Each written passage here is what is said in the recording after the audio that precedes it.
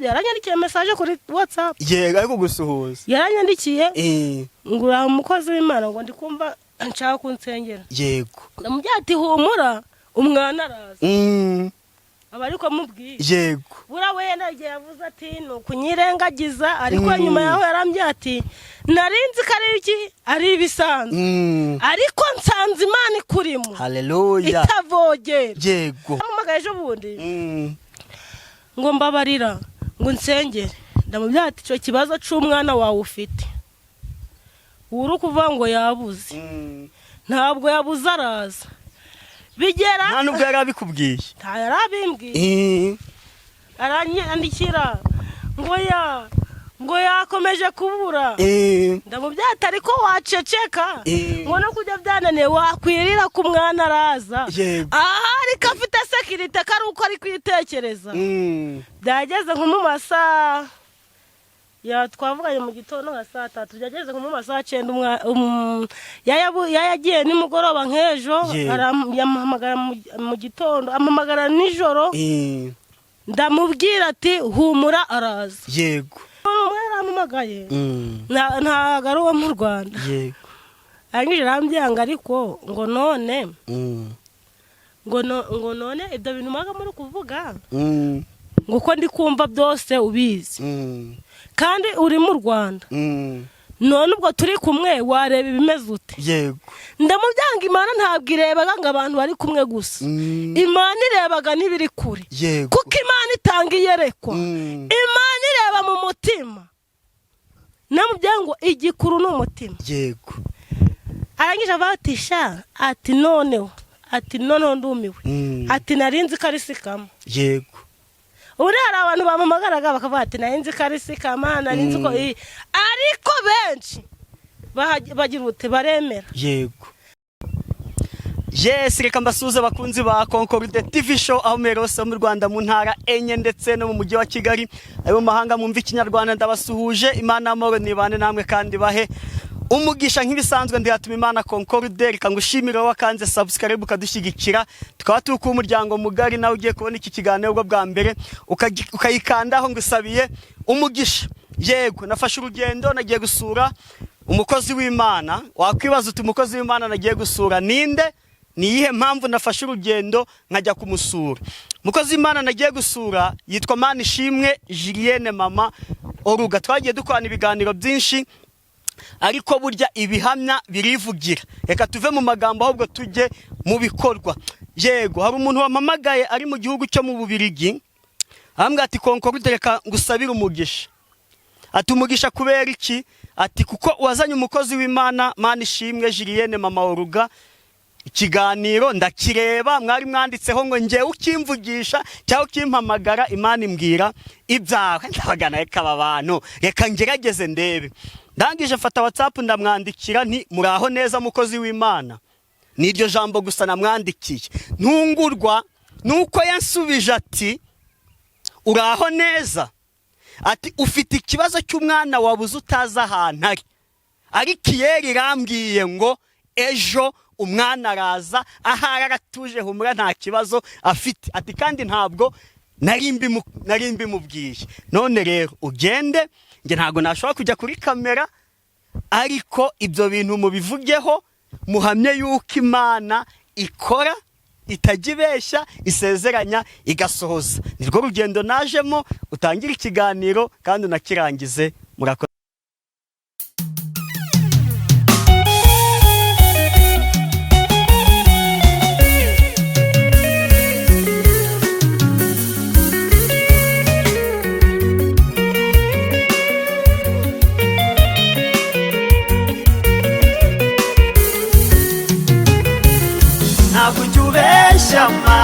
Ntabwo ujubeshya iyo usezeranya urasohoza. Ntabwo ujubeshya Mana narabibonye iyo usezeranya urasohoza. Ntabwo ujubeshya.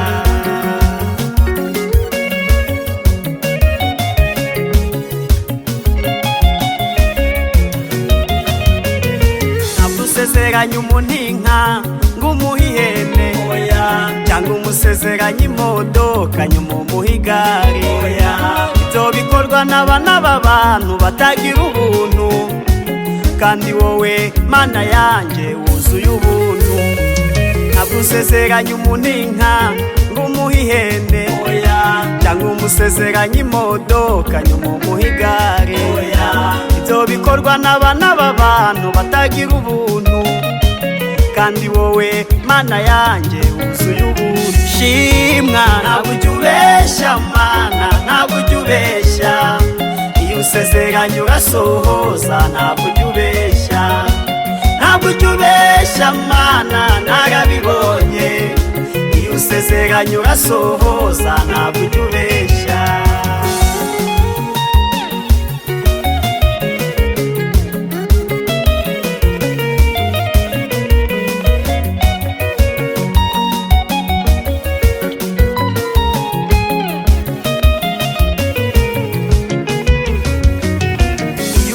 Gutabaje Mana ari Rubavu, ntabwo umubeshya ngo ugeze imusina. Mana ishimwe.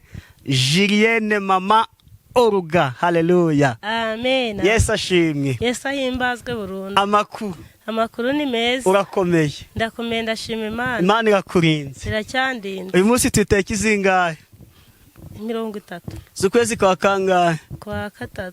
Tumaze amezi angahe dutangiye umwaka wa 2026? 3.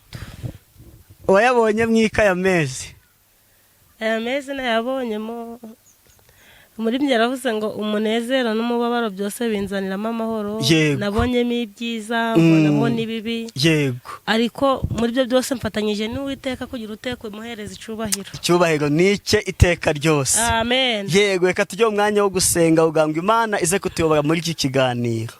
Uri Data wa twese mwiza, umurengeze ubugingo bwacu. Tugushimiye ko waturinze imiyaga n'imiraba ntibyadutembana, ntabwo byaduhitanye, ntabwo byatwishe. Waturinde mu bihugu bitandukanye, uturinda mu ngando zitandukanye, nishimirwa kandi nubiherwe icubahiro.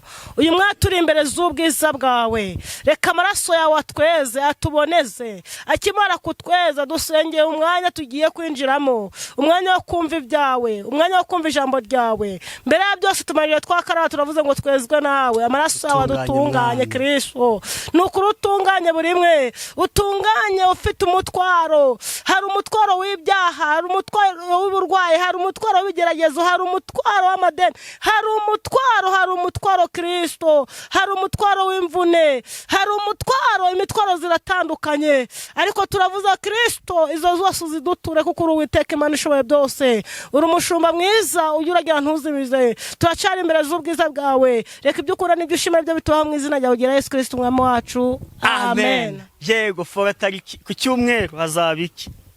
Ku cyumweru ni kuri Pasika. Rabisi. Twaririmba indirimbo twibutsa Pasika se? Nta kibazo. Iyo ndirimbo ni ukuri ndayibutsa tuko tukwegereza Pasika. Turirimba indirimbo ya Pasika ni 110 mu gushimisha muzagakiza. Telefone iri kuntenguhara ngo tuyigereho. Pasika se ubundi twibutse iki? Pasika twibutse iki? Ivuka rya Yesu. Naho iki twibutsa ivuka rya Yesu ni iki? Ni Noheli. Yego. Urabizi. Ari Noheli n'ubunani si kiba mbere ni iki? Ni Noheli. Rahira. Icyambere ni Noheli? Okay. Noheli bateka izingahe? 25. Ubunani bukaba bateka izingahe? Tariki ya mbere. None ubwo ikibanza se ni iki? Nohese nyine Noheli Pasika itangira umwaka. Noheli kawusoza. Nyine ubunani tuba dutangiye umwaka. Noheli tuba turi mu mpera z'umwaka. Nuvuga ngo ubunani bwa 2026 bwarabaye. Ariko Noheli yaho ntabwo iraba. Nyine kuko abenshi babazi yuko nyine tujya muri noheri none icyumweru cyashira tukajya mu bunani bakagira ngo ubwo habanza noheri. Yesu we habanza ubunani agakurikiraho noheri ikazaheruka. Yego noneho ni indirimbo y'109 reka turimbeho twumve. Pasika yacu niyitwibutsa amaraso y'umwana w'Imana niyo yadukuye mw'Egiputa aho Satani yicira abantu. Nimuze twese tumuhimbaze kuko yemeye kudupfira atyo yasatuyemo na rwa rusika yatumye natwe twinjira hera. I Getsemani yarasenga ati data niba bishoka iki gikombe sinkinywereho ariko byose bibukushaka. Nimuze twese tumuhimbaze kuko yemeye kudupfira atyo yasatuyemo na rwa rusika yatumye natwe twinjira hera. Umwami Yesu n'umucunguzi yadupfiriye ku musaraba bapfuye kuki ku rukundo rwe rwatumye atanga ubugingo bwe. Nimuze twese tumuhimbaze kuko yemeye kudupfira atyo yasatuyemo na rwa rusika yatumye natwe twinjira hera. Uwagambaniye umwami Yesu kandi yari uwo mu bigishwa be nyamara yikururiye ishyano ryatumye yimanika ku giti.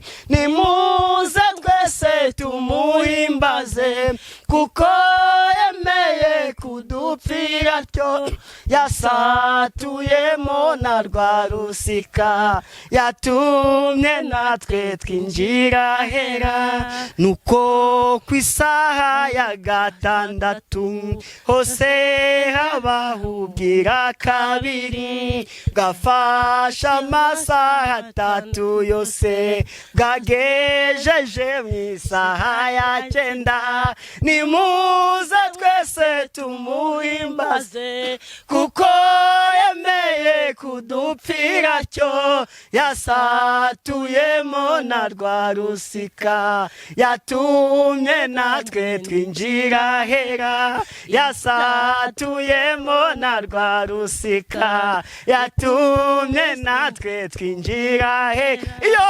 yasatuyemo na rwa rusika yatumye natwe twinjira hera.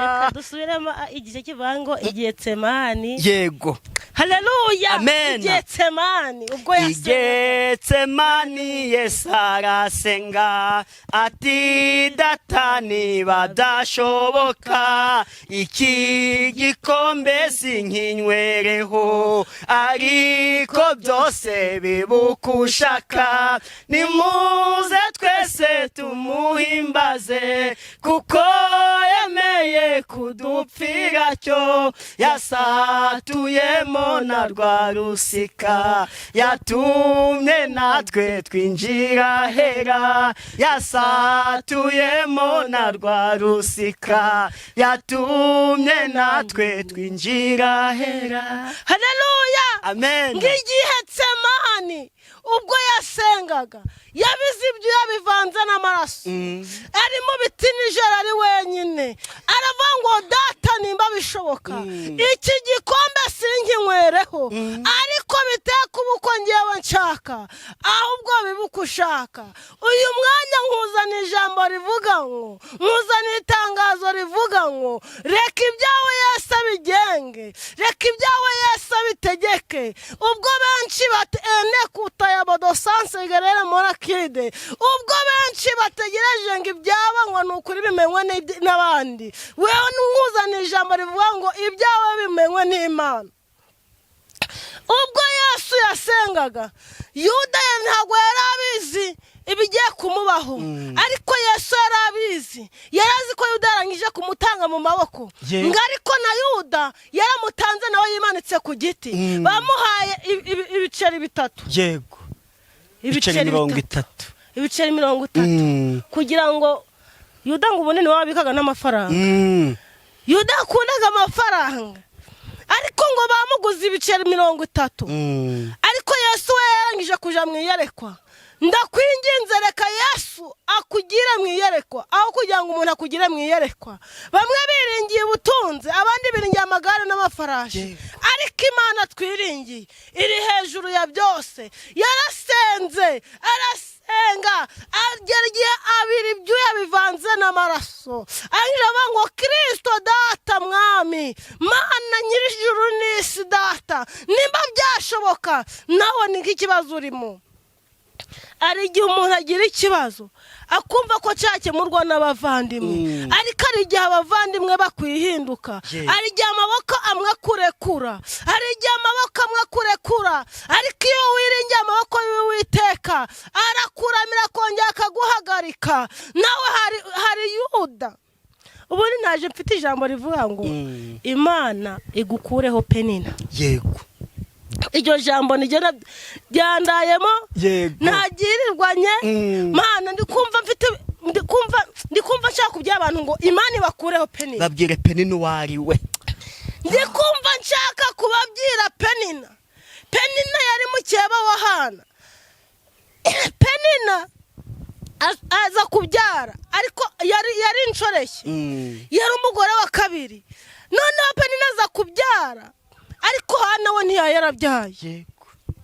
Hari ba Penina baratandukanye. Hari Penina mwicaranye mu kazi, hari Penina mwicaranye, hari Penina muturanye, hari Penina mu rucuruzo rwawe, hari Penina buri kimwe cyose, hari Penina mu ishuri, hari Penina ba Penina ni benshi. Ariko nshatse kukubwira ngo uyu Penina kutayabo yasaguye igitangazo cyatuma Penina aceceka. Ngo nuko Hana yari umugore mwiza ariko atabyara. Umugabo we ashaka undi mugore ariko we akabyara, akazagera agenda imbere ya Hana akamubwira ngo wowe nta kintu uzagira ute, nta kintu uzapfa uticiye ku ibere. Niko Abanyarwanda bavuga ngo uzapfa uticiye ku ibere. Hana akarira, akagakuririra umugabo we, kuko umugabo we niwe warazanye uwo mugore, ahubwo akaja kurira Uwiteka. Iryo jambo ryandayemo riri kumfasha muri zino minsi ngo ririra Imana uyibiharire. Tumbira Yesu wenyine niwe gisubizo. Arangije aragenda mu rusengero, aramaze kugenda asanga mu muhanuzi Eli. Imana mwijiri igira ibyo yaguhuza nabyo, iguhuza n'umuhanuzi ufite iyerekwa ryawe, iguhuza n'umuhanuzi utari guforeranya. Merutse kumva ikibwiriza ngo udafite icyo kuvuga naceceka. Twebwe abo yagiriye neza iyerekwa riracahari. Hari ba Dawidi bakiri mu butayu, hari ba Dawidi bagifite iyerekwa, hari ba Dawidi batari kumanza babwirwa ibyifuzo, ahubwo bovodosase mbere yuko uhamagara, mbere yuko uhitaba telefone, Imana ikagucishaho iyerekwa. Arangije aragenda aramubwira ngo Imana mwije guhuza n'umuhanuzi muzima. Aramubwira ngo wa mugore uzagizaho isindwa ryawe. Ndashoka ko yayivire kwinywera nk'ikintu yiturije yicariye.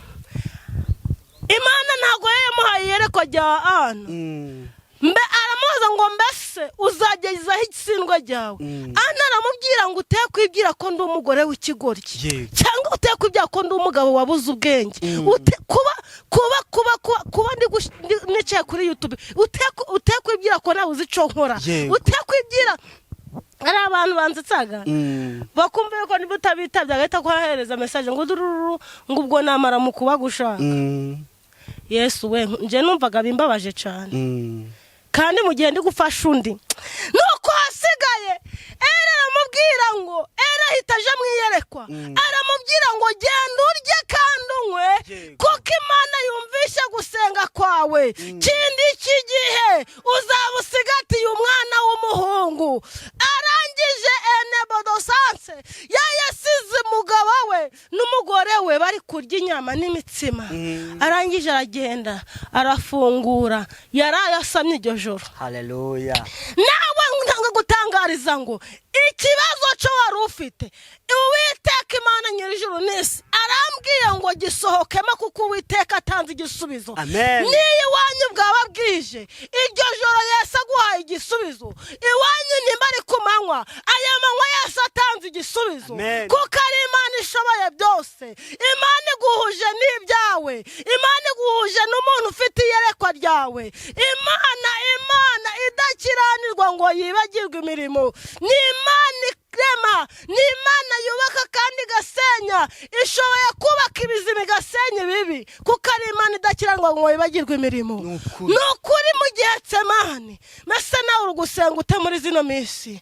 Mbese uri kwambaza Imana ute? Mbese uri kuyibwira ute? Ongera werekeze ivure, wongera ubaze amakuru neza, ongera utelefone, wongera utegereze Uwiteka. Mwende yavuze ngo magarika ku munara, ngaho undeba ukamenya, ngaho undeba ukanyishimira, ngaho undeba ukangira igikoresho cyawe cya kindi ngo ubundi tumeze nk'ibisuka ku gicaniro kandi igihe cyacu kirasohoye. Haleluya, haleluya. Mubwire abantu iby'ijuru, mubabwire iby'ururutse umutima, mubabwire ko bahiriwe, wibabwire ko benda gupfa. Iki gihe tugezemo n'ico kubaho, igihe cyo gupfa ntacari cyagera, igihe cyo kunebodosanse, igihe cyo enedatainigerere enebodosanse. Babwire iby'ijuru, iby'ururutse umutima, ubabwire ko bahiriwe kandi ubabwire ngo nyuma y'ubu buzima hari ubundi buzima. Yesu hari impamba atanze muri uyu mwaka wa 2026. Haleluya. Yesu aje kugira neza abantu. Yesu wibwira abantu babyango bihanishe, nibangiza kwihana barizera inkota ntabwo izabarya. Inkota umwanzi yababarije, urwobo yabacukuriye ntabwo ruzabajya kuko Uwiteka yarangije kugira ute kubababarira. Yarangije kubababarira, yarangije kubeza. Ni Imana ishaka n'umutima. Yesu abwiye Petero ngo inkoko itarabika ngo urabunyihakanye gatatu. Nawe hari abakwihakanye. Sha umubiri urakwihakana, uburwayi buragusuzugura. Ariko nzanye ijambo rivuga ngo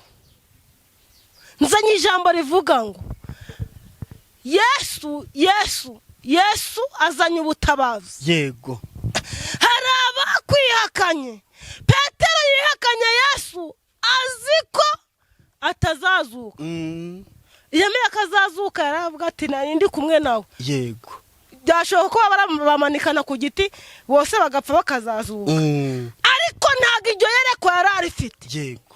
Ariko kubera ibyo byakwihindutse, Yesu aguhaye kujya amahirwe yawe yongeye kuyazura.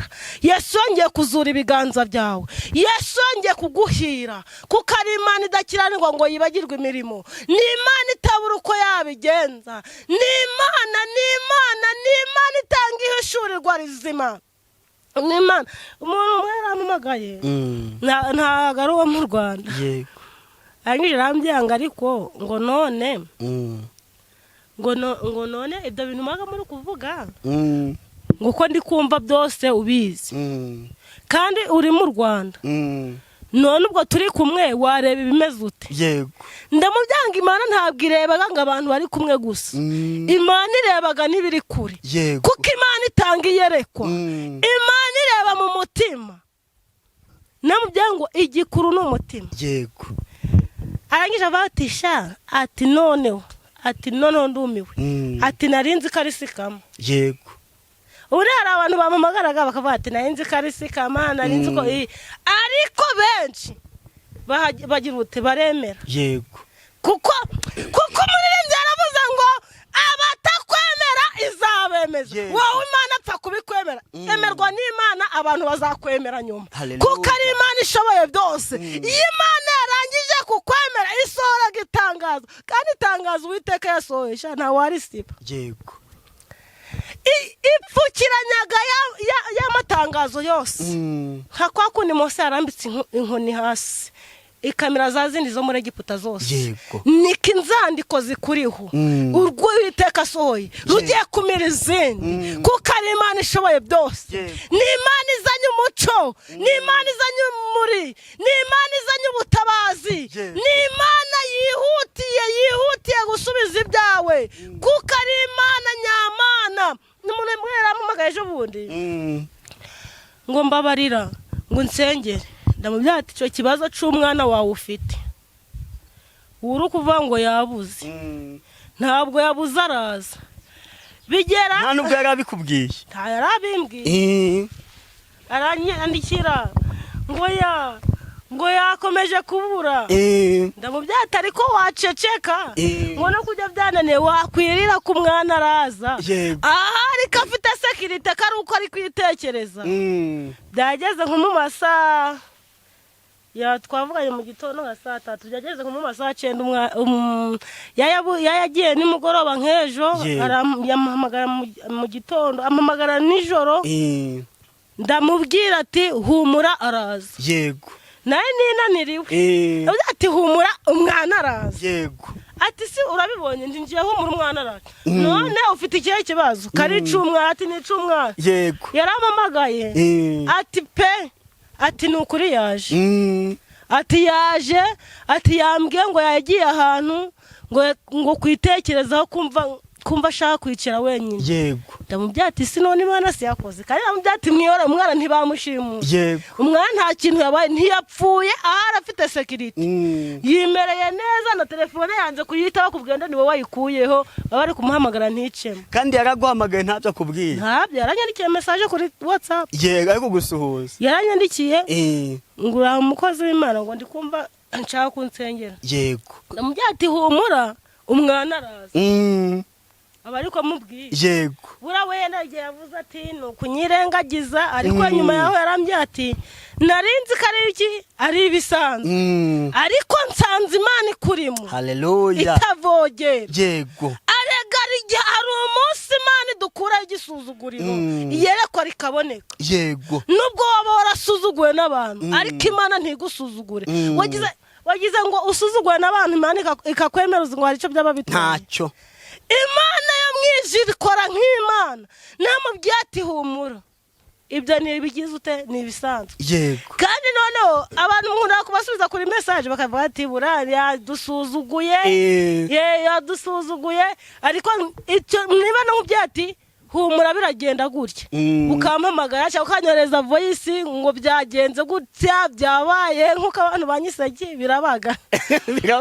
abantu banyise birabaga navuze ati nje Imana nzasenga igatuma nkomeza karira yo ntago zaba ari Imana kuko nasobanukiwe ko atari Imana ntabwo ari Sekamana nta nubwo ari Nyirakamana ntabwo ari za Mana zo bajaniraga inzoga ngo baziterekere ngo bazisukire mu bibindi ni Imana ifite ukuboko kwayo ni Imana yanitse ikirere nta muyede nta mufundika dendeza ibiyaga n'amafi ku nyanja ikarema inyamaswa ikarema abantu ni Imana iyo ngiyo niyo nakurikiye kuko namaze kumenya ko iyi satari iwacu nkwiye kuyikorera ngakorera iyi si nk'umuntu uzayivamo ngakorera ijuru nk'umuntu uzaritaha kuko ari Imana ishoboye byose ni umurengezi mwiza subi ijambo ry'Imana twanarivuze cyane rwose twarivuze rwose ubundi igikuru ni ijambo igikuru ni ijambo Bibiliya ntago zizashira ubuhanuzi buzashira kuko umuhanuzi arapfa ariko ijambo ntirizashira nukuri ndagutangariza ngo fata ikigeragezo ku mahembe umere nka bwoba ku mbogo wari kubamba Moridekayi yamutambagije umurwa kera habagaho umugabo ariko Mana we agiraga ubwoba cyane iri jambo narikundaga cyane ariko kwari ukugira ngo Imana imutabare umwami barangije baravuga ngo umuntu wazana imbogo ni bwoba umwami aravuga ati nutazayizana ntuzagaruke mu gihugu noje mu ishamba yurira igiti imbogo iraza ikubita ku giti gutya bwoba bwa bwoba bwe ahita agira ubwoba ararekura yikubita ku mbogo hejuru ku mahembe yinjira mu mugongo w'imbogo iruka aje ibwami. Amaze kugera ibwami umwami aravuga ati njye nagutumye amahembe y'imbogo none nzaniye n'imbogo. Ati nkugabiye imisozi yari wasanga yamugabiye imisozi y'Inyarurembo, wasanga yamugabiye muri Isiraheli, wasanga yamugabiye muri Irani, wasanga yamugabiye muri Amerika, wasanga yamugabiye muri Canada, wasanga yamugabiye ngo nkugabiye imisozi kuko nza nicyo nashakaga. Uwiteka icyo ashaka kugira ngo agutabare cyane ukwihana no kwizera. Iri jambo sinsozaga ntabivuze mu kiganiro, haba mwivuga butumwa, haba hondi turi kugana ku musozi, haba mwivuga butumwa hondi, haba wondi gusengera nkundaga kumubwira ngo icimana gushaka. Kandi ndi gusoza ndi kubabwira ati turi kumwe mu buryo bw'umwuka, ariko kubw'umubiri mukaba tugiye kuba tugize dutandukanye. Ariko ikimana gushaka kugira ngo gukore igitangaza ihana wizere. Iturufu urakoresha nukwihana ukizera kuko Imana ishoboye byose. Umuririmbyi yavuze ngo namenye kuri se w'imigisha Imana yimura ibihe ngo yasinakurekura. Nawe uyu munsi ntuyirekure itagugiriye neza, oya ntumurekure atakugiriye neza kuko ni se w'imigisha. Ni Imana yimura ibihe, ni Imana inyuranye imisozi utabimenye. Uziko Imana ishobora uramusozi yarari uhinduye ukarira muri muhabura kitereka arahera. Irabishoboye. Nibwo bumana bwayo. Ishobora gutinda cyangwa ikabanguka, nibwo bumana bwayo. Ariko Imana yacu ntagitinda irabanguka. Nsoje nkubwira ngo nguhaye itangazo rivuga ngo izere wihane, ibindi byose Imana ije kubikora. Amen. Mukozi Imana iguha umugisha, wanyemera ugatanga nimero nundi abantu bakazaguhamagara mukifatanyiriza gusenga, wasoza ukanadusengera dusoza. Nimero yawe ni 078 08 9 019 078 08 9 019. Shalom ndabakunda. Dusoze n'isengesho. Uri mwiza, turagushimye dumaze kumenya ko igishoro ari ukwihana. Reka utubabarire twisutse mu maraso yawe cya kidendezi cyawe Kristo, nimba bishoboka ibi bibazo n'ibigerezo tubirenge, ariko biteka uko dushaka bibuka ushaka kuko uri Uwiteka Imana. Nekutayabo deza aho ushaka mushorere, nuko tumenye tukiri mu isi amahoro adashira, kandi amahoro utanga arutaye umuntu yakwibwira yana tuba turenga ibibazo tukabifata nk'ibitariho. Ayo niyo nsabiye ubwoko bwawe, nyasabiye igihugu cyacu, nyasabiye ibyo duhanye imbibi, nsabiye Afurika, nsabiye hirya Afurika kuko uri Uwiteka Imana ishoboye byose. Uri data, nsabiye abapasiteri, nsengeye insengero, nsengeye abakozi bawe, nsengeye Kristo, nsengeye umurimo wawe. Ongera uhembure abajyaga baririmbura itorero, abajyaga batakambira itorero, abo ngabo Satani yamaze kubanyaga, abo ngabo Satani yamaze kubakura mu byizerwa, ariko njya kubagarura mu byizerwa no mu buntu bwawe. Komeza utekane kanze mu izina ryawe Yesu Kristo umwami wacu.